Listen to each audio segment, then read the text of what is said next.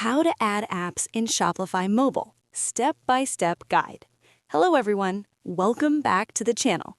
In today's video, I'm going to show you how to add apps to your Shopify store using your mobile phone. Shopify apps help you add extra features to your store, like email marketing, product reviews, live chat, and many more tools to grow your business. So let's get started. First, open the Shopify app on your phone and log into your store account. Once you're inside the dashboard, tap on the Store or Menu section. Now, look for the option called Apps and tap on it. Here you will see all the apps currently installed on your store. To add a new app, tap on Shopify App Store. This will open the Shopify App Store where you can browse thousands of apps designed to improve your store.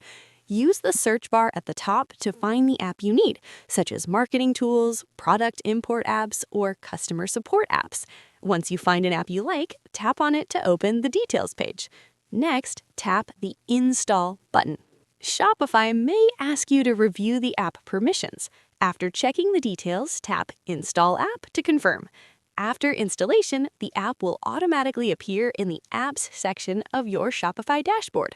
From there, you can open the app and configure its settings for your store. And that's it. That's how you can add apps to your Shopify store using your mobile phone. If you found this tutorial helpful, don't